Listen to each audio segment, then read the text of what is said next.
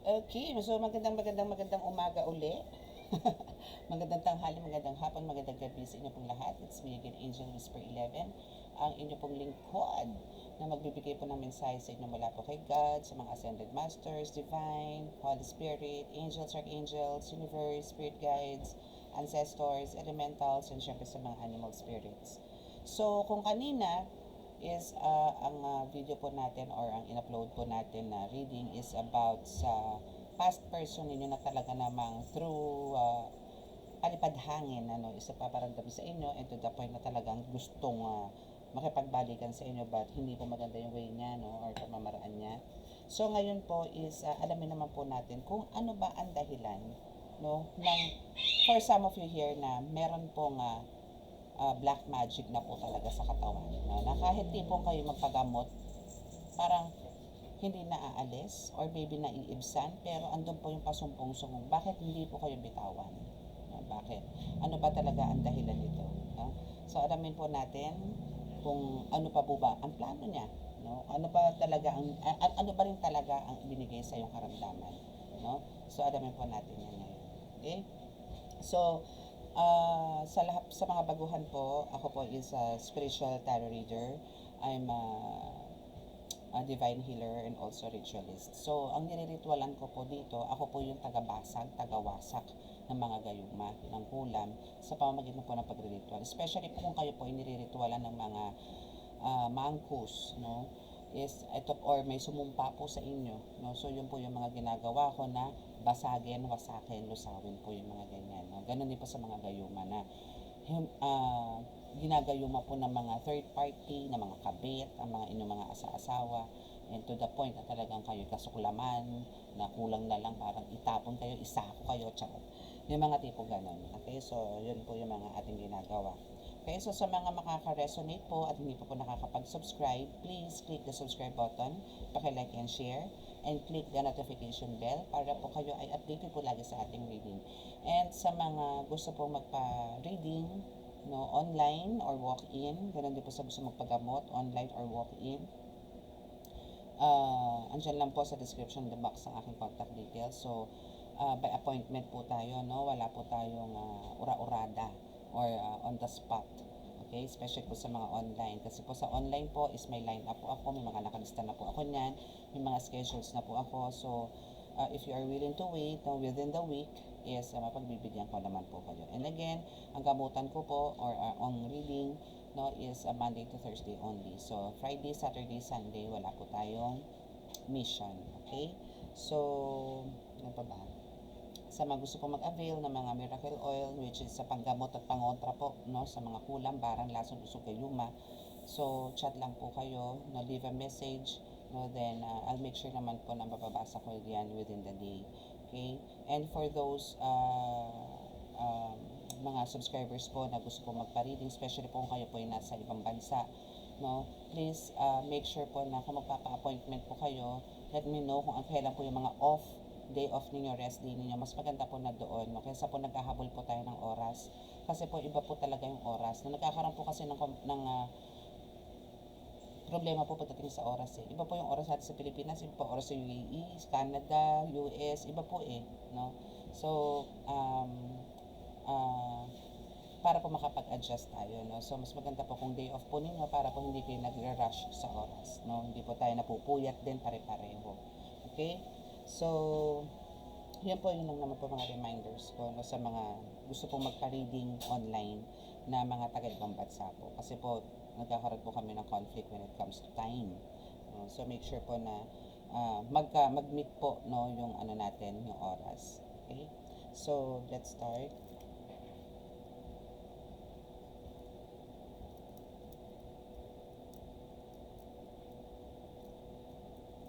Mahal na Diyos sa masalangit, mahal na Jesu Kristo, mahal na Birhen Maria, mahal na Santo Niño, pakibasbasan po rin napakalalakas sa kapangyarihan, banal na dugo, banal na banal na Espiritu, mga cards na ito, para po makapagbigay ng mensahe sa aking pagdagpanoon. Kami po inyong patuloy na bigyan ng kaligtasan, ilayo po sa mga kapahamakan, disgrasya sa kuna, at po klase ng karamdaman at tukso, at bigyan po ng kagalingan lahat po ng may karamdaman. Maraming salamat po. Amen.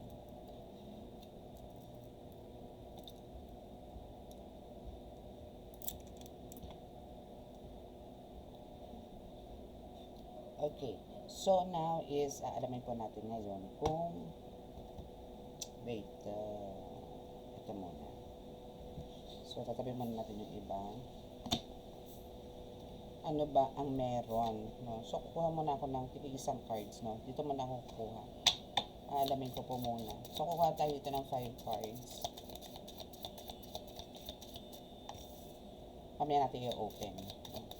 Kuha ka ng 5 cards. Tapos may ganyan nakikita nyo. Diba? Then, kukuha rin tayo ng 5 cards dito. Bakit parang kahit na sick yung paggamot mo is wala? No? Or maybe marami ka nang pinuntahang manggagamot, pero parang still nandiyan pa rin ang sakit sa'yo spiritual. Bakit hindi kanya mabitaw-bitawan? Yung mga ganyan po kasi ano na yan death spell. Or ang gusto niya talaga is lamunin ka na ng lupa. So, tira natin. Kuha tayo ng another 5 cards dito, no?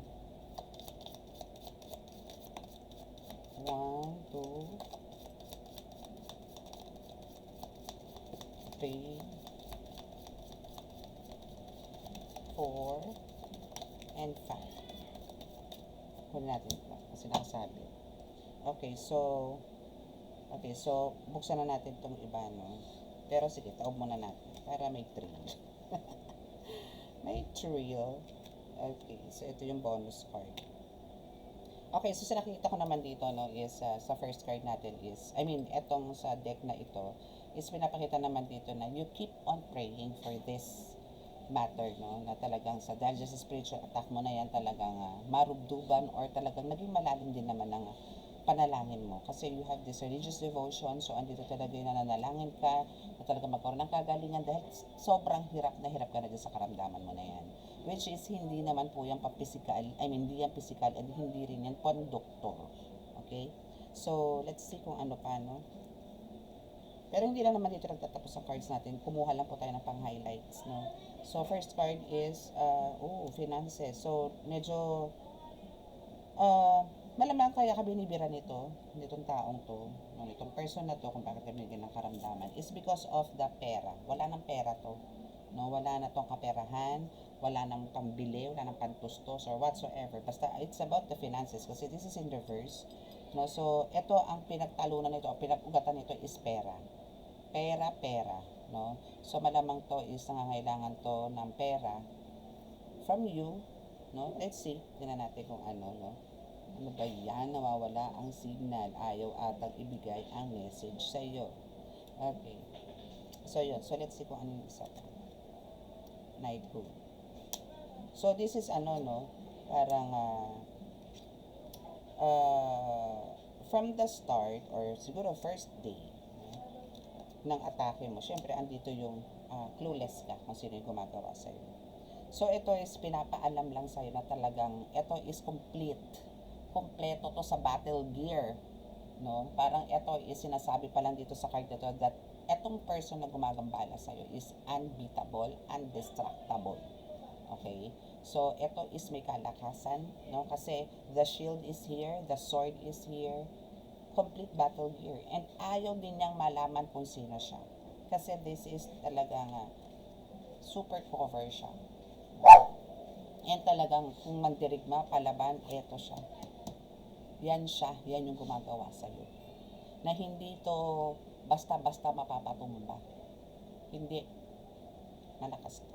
Okay? And we have the wars and battles in reverse. So, sa ngayon, sa nakikita. But ito is, nakaraan to no? Ayaw niyang parang makipag-away sa'yo. This is in reverse, no? So, itong battles and wars is in reverse. So, meaning, ayaw nito makipagtalaktakan sa'yo or makipagsigawan sa'yo in person. So, that's why ginawa niya ito through, no, spiritual. No? So, dito yung atake niya sa'yo spiritual. And we have the biblical here and the high priest is here also. Biblical, yes, kasi kumbaga ito, possible na ito is nanggagamot din po itong mga taong to. No? Marunong din pong manggamot to.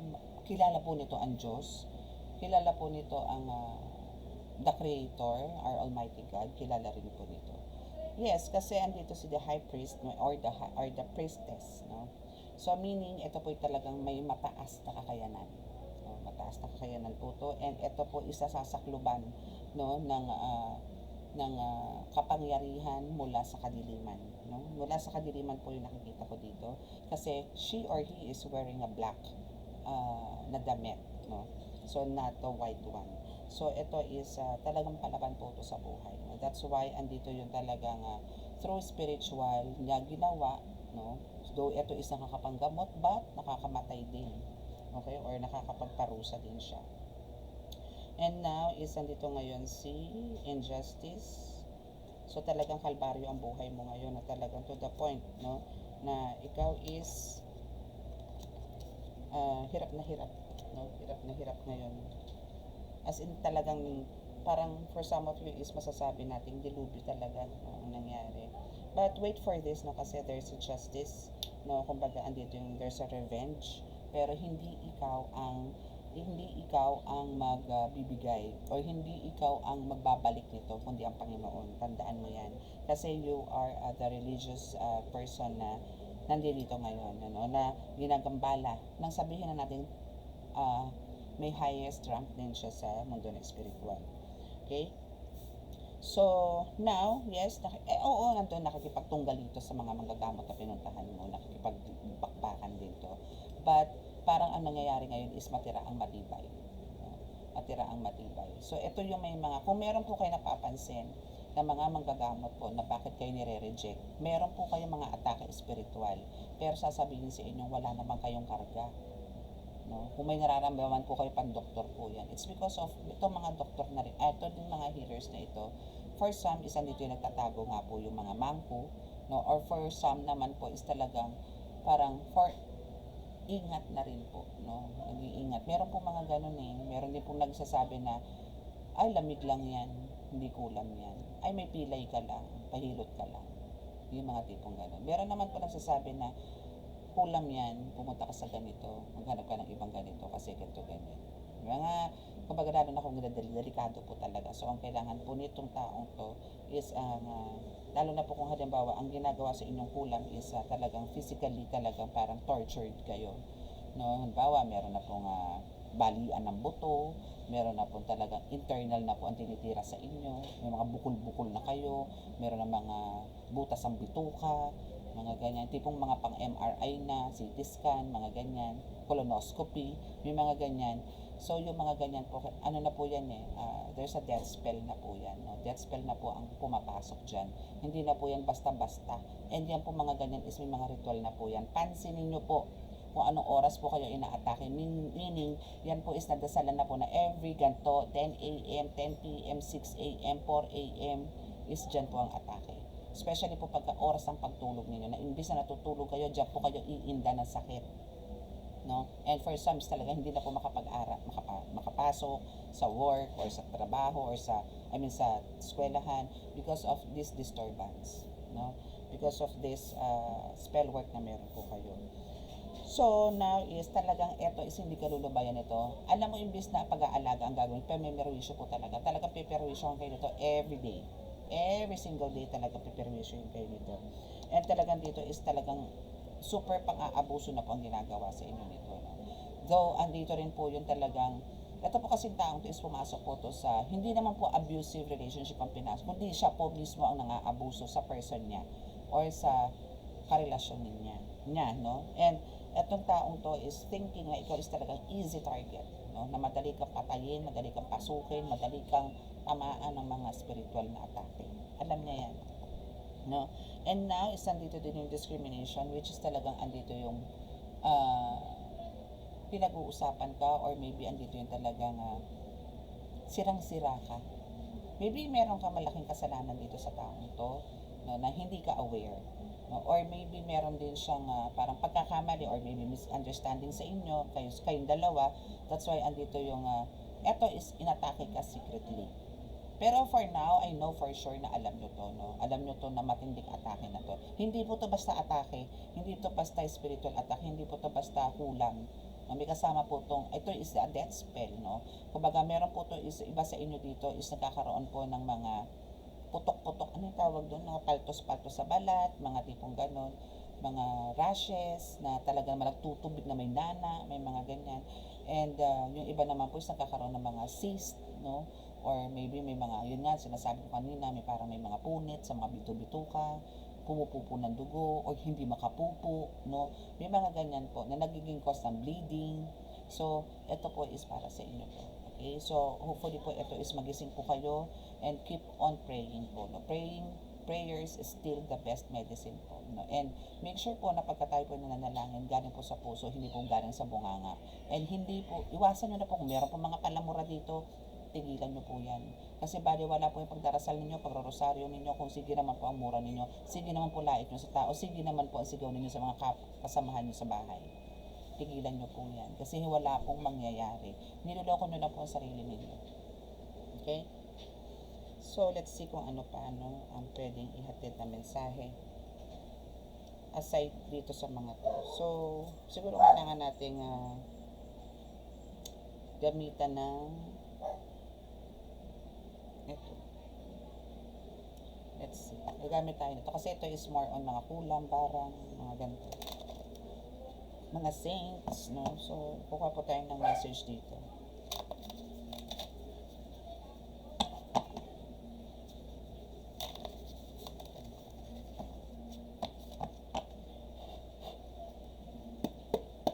Okay, so let's see kung ano yung message pa.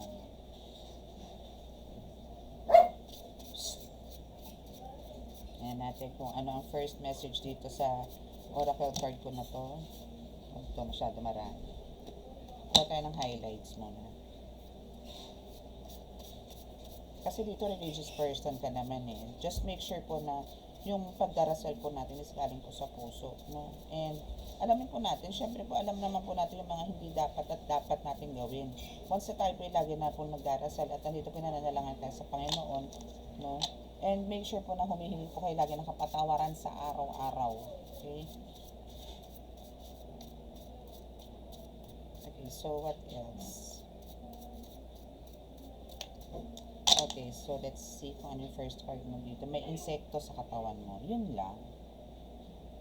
So, meaning, pag may insekto sa katawan mo, may barang yan. So, meron pong itinanim sa inyo. No? Meron pong itinanim. Maaring may picture ka, nasa loob ka ng karapon at meron may insekto doon na ginagapakan ka na sa buong katawan mo. Or meron na sa loob, or meron tong voodoo doll, or meron tong manika na ginawa at linagyan na ng kain, or meron ng laman sa loob ng insekto, which is yun yung nagiging cause kung bakit nasira ang mga internal organs mo. Okay? So, andito yung nagkakaroon ka ng mga kung ano-anong nararamdaman mo inside of your body. Okay?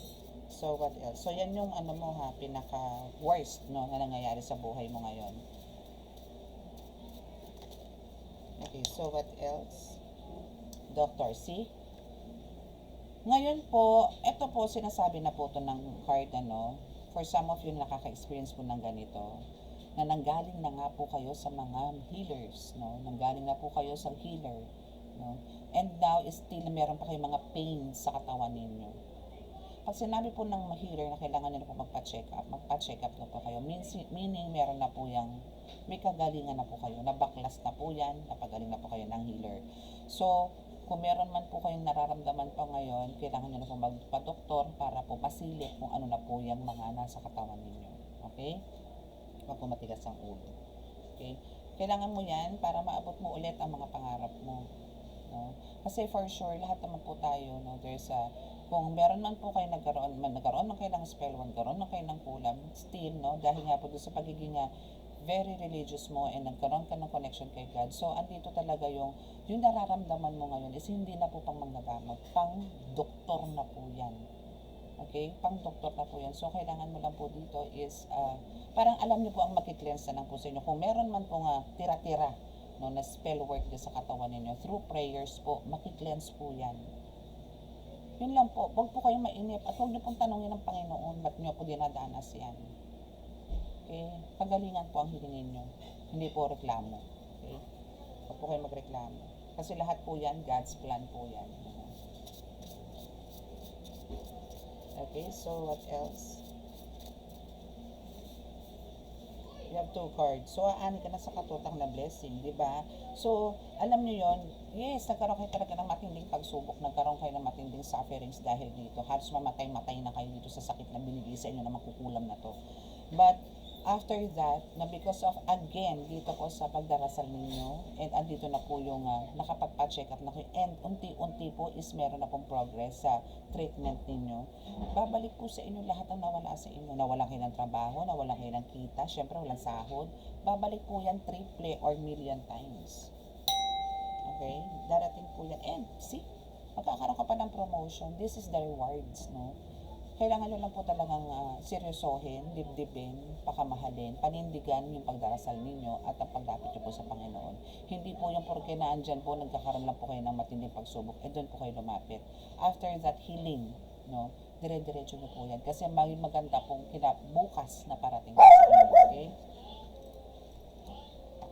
Okay? So, let's see kung ano pa. Maingay, ha? Okay, so what else? May maganda naman palang bukas na darating sa'yo. Just ano lang, parang alam nyo yun, konting tiis pa. Okay? Kasi talaga naman po kahit po sa mga healers po, no, sa amin, na once na, halimbawa po, niritualan po kayo, and talagang yung kulam is to the point na talaga pong death spell na. Hindi po yan nakukuha sa isang banatan. Okay? Kailangan nyo pong bumalik yan sa mga manggagamot. Kailangan nyo pong bumalik sa amin. No? Especially po kung ritual po yan. But pagka sinabi po ng manggagamot, no, sinabi na po namin na kayo po, kailangan nyo na po magpa-doktor, kailangan nyo po magpa-doktor. Pag sinabi naman po ng manggagamot, bumalik muna kayo dito sa akin kasi hindi ka pa talagang magaling. Kailangan po i-drain natin yan, kailangan po natin i-cleanse. So, kailangan na po bumalik, okay? And kailangan po isbuo po ang tiwala nyo sa mga healers. Huwag po kayong, and mahirap mag-isa. Hindi ka naman nag-iisa, darling. Okay? And makikilala ka sa buong mundo.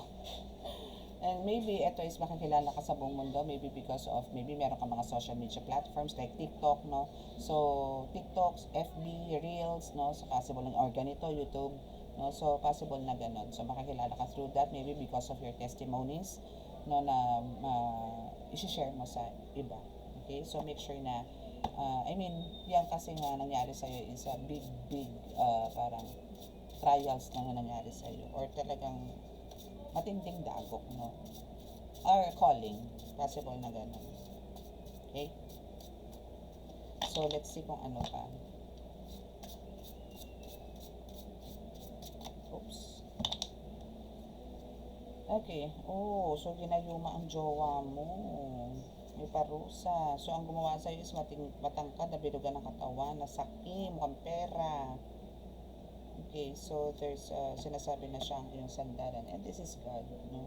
So, now, itong jowa mo is, may ano lang ha, medyo maging aware ka kasi ang gagawin nito, since ikaw is ginagamot na ngayon, or may gamot ka na, or may lunas na dyan, spiritual na yan. So, now is, ito naman ang abangan mo. Maging aware ka dito kasi gagayumahin or ginagayuman na ang jowa mo ngayon. Kasi talagang ang gusto rin nito, malamang, no? Malamang ito po ang pinag-uusapan natin dito is third party na nasa iyo ngayon ang jowa niya. Ang gusto ngayon nito is ang ibalik sa kanya ang jowa niya din. Okay, so ngayon ang nangyayari talaga sa iyo is parusa. And also, kumbaga, pagka nakuha niya na ngayon uli ang jowa mo, another parusa na naman sa iyo yun, no? So, ito yung gumagawa na matangkad, no? Medyo katangkaran na bilugan ng katawan. And sakim to. At si God talaga ang inyong sandalan. Okay? So, let's see kung ano pa talagang itsura niya na. Kukuha tayo ng card. Sino ba yun? Asa na yung aking card? My goodness. I can't see it. Ba, nasa na yun? Tararam-taram. Nawawala ang card mo. Saan ang card ko? Shocks. Shakiling-giling-ging-ging. Giri-giri-ging-ging-ging. Ayun. Okay. So, tingnan natin kung ano itsura niyang bukod sa matangkad na bilugan ng katawan. So, tingnan natin kung ano. At ilan ba yan? Ilan ba yung gumagawa sa iyo na yan? Let's see. Tingnan natin kung ilan silang gumagawa sa iyo. No? Gumagawa ng hindi maganda. Let us see.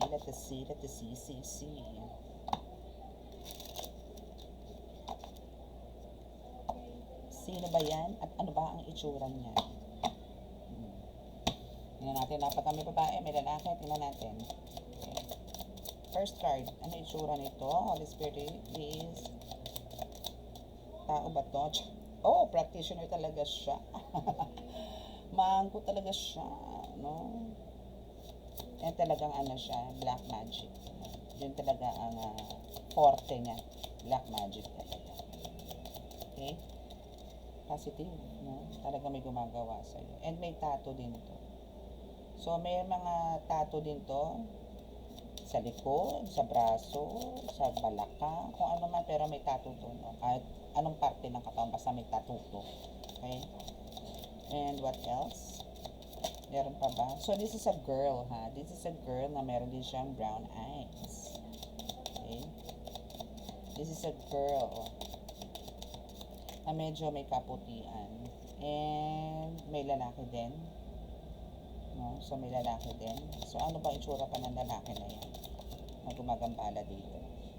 Nakulutan ng buhok. Dito kulot din ng buhok eh. Kulutan ng buhok na may balbas. May balbas. No? Nakulot ang buhok. So, possible na parang mga tipong eta. Mga ganun. No? Possible na ganun. Meron pa ba? Ano ba yung itsura ng babae? Yung medyo magiging suwak at madaling kilala ng mga subscribers ko po. Holy Spirit, thank you. Kay Pekas. So, meron siya mga freckles or melasma, kung ano man niyang meron sa mukha, at mahaba ang buhok. Okay? Mahaba ang buhok. Okay? So, yan yung description ng gumagambala sa'yo. Okay? So, let's see kung ano pa yung possible na gagawin niya sa'yo. No? Ano pa ba yung dapat mong paghandaan or dapat mo pa pong gawin?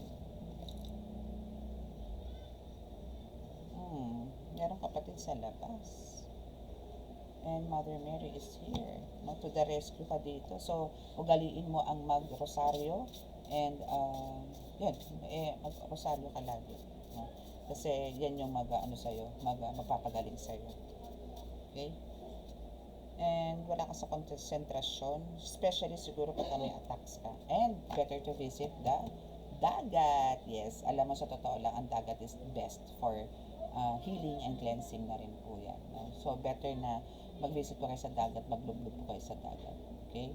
Parang ibabad nyo po yung katawan ninyo sa dagat and parang tumapak po kayo sa buhangin. Kung kinakailangan ibaon na sarili nyo sa buhangin, gawin nyo po.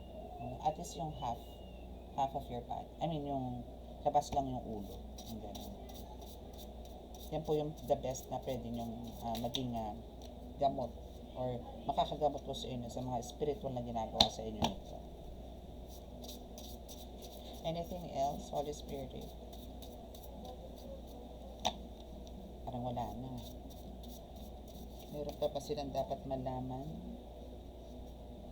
Mahal ka ng Diyos, yes. Kasi nga, ano ka talaga paladasal ka and andito yung talagang lagi kang tumatawag sa Kanya for help, no? And thank you for that, no? So, now this is a concentration, this is a confirmation po, no? Kung kanina is, wala ka lagi sa konsentrasyon na lutang ka, now is nandito yung lutang ka palagi. This is a confirmation na talagang ikaw is laging wala sa sarili. Especially, again, no, pag halimbawang ikaw ay may mga spiritual attack. Okay? Maybe pag sumusumpong lalo yung mga sakit mo, siguro masakit ang ulo mo, na talagang matindi. No? So, darating naman ang time na maging okay ka and you will receive a gift, maybe from God. No? Alam niyo po sa totoo lang, lahat po ng kinukulam, lahat po ng may mga spiritual attacks, no? Pananalbahin ng mga tao, is nagiging healer or meron po kayo mission dito sa mundo. No, once na yan po is malagpasan ninyo, that's a calling. Okay. So, now is nag-reverse po si real estate, no, which is kung tutuusin dapat ito po is magkakaroon ng growth financially ikaw.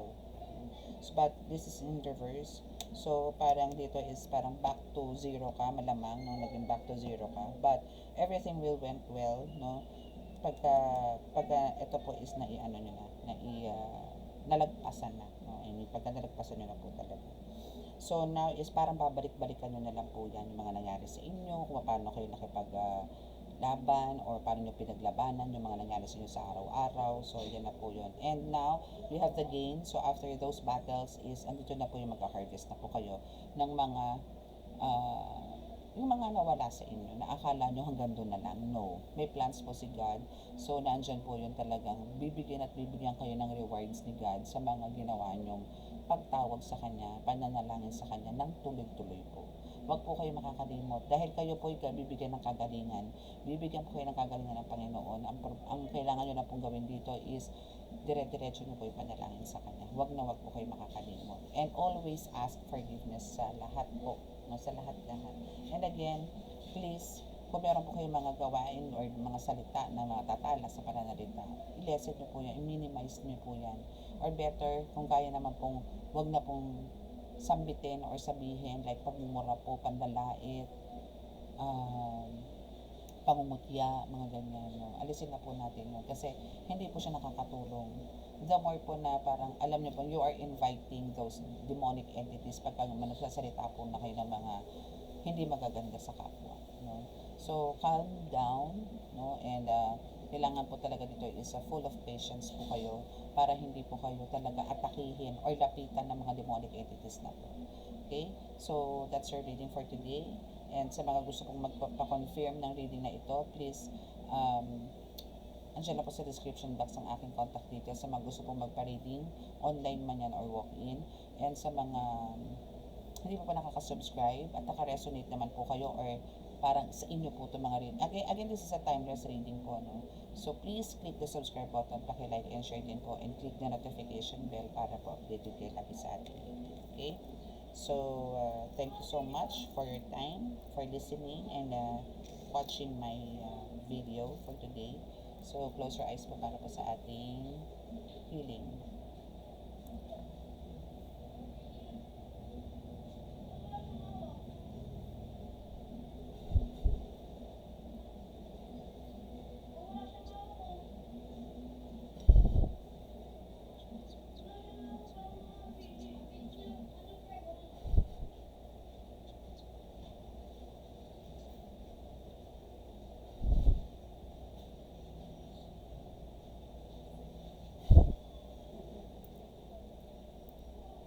Okay, so maraming salamat po. God bless us all and love, peace, and hope. Bye!